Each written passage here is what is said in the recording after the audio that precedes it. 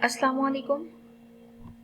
Here we will discuss the example which is related to theorem 2, in which we will prove that if the bisector of angle of triangle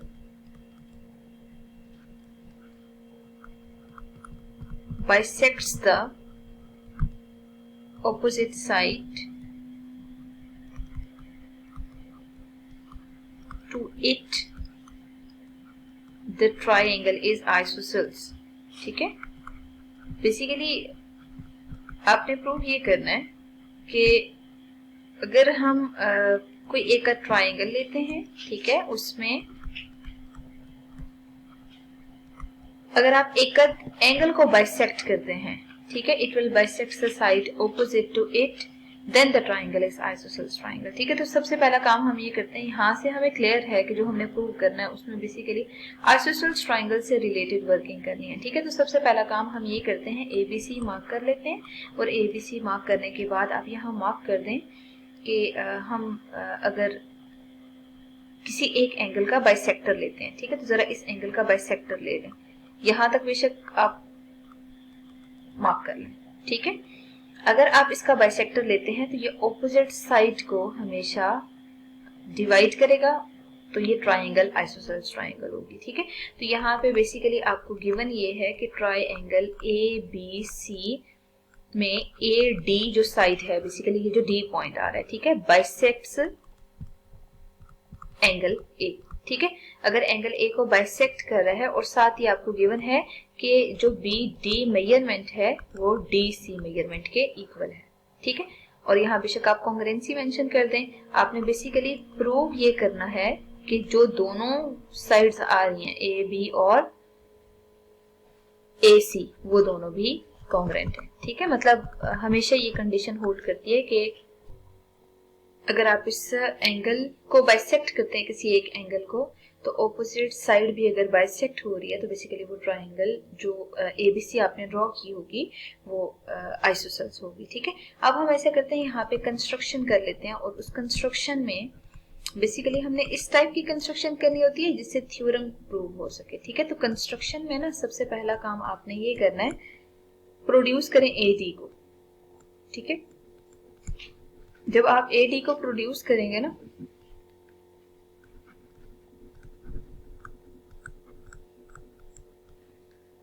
E point तक, ठीक है, इस point को हम E mark कर लेते हैं और C को E से ज्वाइन कर देते हैं. जो कंस्ट्रक्शन है ना वो थ्रू आउट मैंने डॉटेड लाइन से मार्क कर दिया है और जो गिवन था वो सब सॉलिड लाइन से मार्क कर लेते हैं. ठीक है, अच्छा अब देखिए, अगर आपने इस पॉइंट तक प्रोड्यूस किया ना, तो किस टाइप का प्रोड्यूस किया आपने, कंडीशन क्या लिया है, कंडीशन ये है कि जो मेजरमेंट ED है वो AD के कॉन्ग्रुएंट हो. ठीक है, मतलब इस तरह आपने ये पॉइंट कंसीडर करना है कि AD और जो ED है ये दोनों आपस में कॉन्ग्रुएंट आ रहे हो. ठीक है, फिर इसके बाद ज्वाइन कर दें C to A और वो भी मेंशन कर दें कि join C to E, sorry.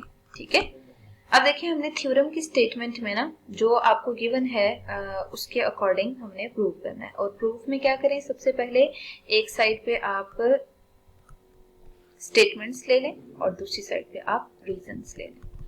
ठीक है, अब स्टेटमेंट्स और रीजंस को आपने प्रॉपर जस्टिफाई करना है. ठीक है, तो आप यहाँ देख सकते हैं एक ट्राइंगल है ADB, ठीक है, और एक ट्राइंगल है EDC. मतलब ये जो दो ट्राइंगल्स आ रही है ना, इन दोनों को जरा कोरिस्पॉन्ड कर लें.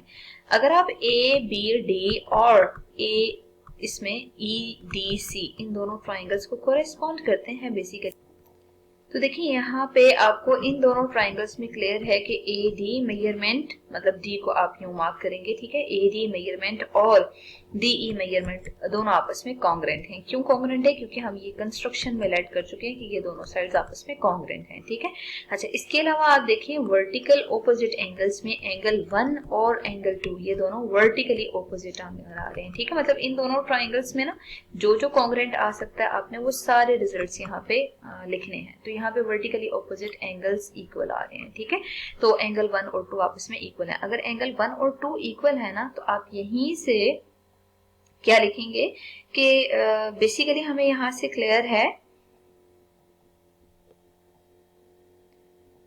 कि एक साइड ऐसी है जो दोनों में बेसिकली वो इक्वल है, ठीक है, बी डी और डी सी, ठीक है, बी डी और डी सी भी आपस में कॉन्ग्रेंट है। क्यों कॉन्ग्रेंट है? बिल्कुल स्टार्ट में आपने लेट किया था कि ए पॉइंट से आपने इस तरह बाइसेक्ट करना है एंगल को कि वो ऑपोजिट साइड को अगर बाइसेक्ट करेगा, तो ऑब्वियसली आपको गिवन है ना कि वो बाइसेक्ट कर रहा है।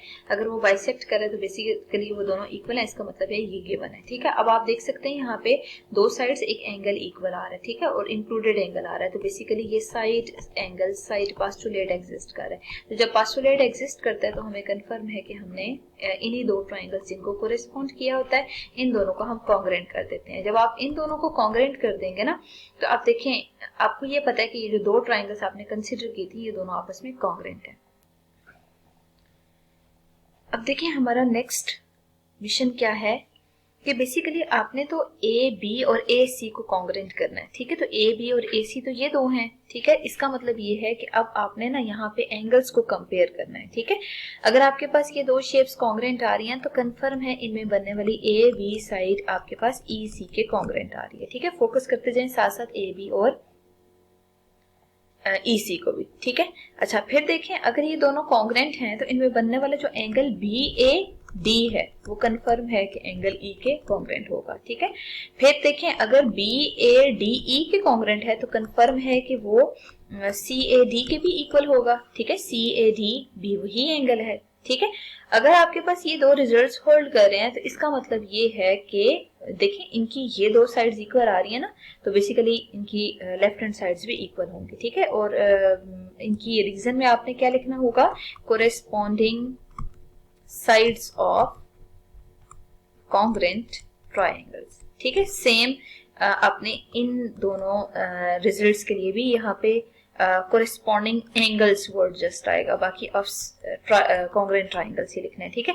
अब देखें जब आपने ये वाला रिजल्ट लिखा तो ये बेसिकली गिवन था आपको, ठीक है, कि B A D C A D के इक्वल है, ये क्वेश्चन के स्टेटमेंट में गिवन था। इसका मतलब ये है कि जो आप एंगल ई और सी ए डी, मतलब ये जो दो लेफ्ट साइड पे एंगल है अगर वो इक्वल है तो राइट हैंड साइड वाली दोनों इक्वल होंगे। कंफर्म है कि ये दोनों इक्वल होंगे, ठीक है। और क्यों इक्वल है? फ्रॉम, यहाँ रेफरेंस दे दें, बेसिकली इसको आप 1 मार्क कर दें और इसको 2 मार्क कर दें, तो फ्रॉम 1 एंड 2 लिख दें कि ये दोनों साइड्स इक्वल आ रही हैं, ठीक है।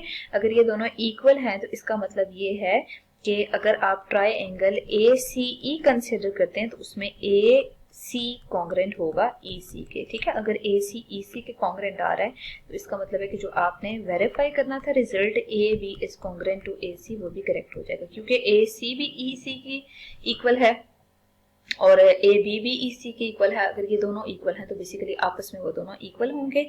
और यहाँ सामने आप लिखते हैं हेंस प्रूव फ्रॉम 1 एंड 2, ठीक है। मतलब ये जो आपने ये वाला रिजल्ट था इसको बेशक आप स्टार मार्क कर दें और ये लास्ट वाले रिजल्ट को बेशक डबल स्टार मार्क कर दें और लिख दें hence proved from star and double star, ठीक है। तो बेसिकली इस थ्योरम इस स्टेटमेंट को आपने बाय यूजिंग थ्योरम 2 सिंप्लीफाई करना था।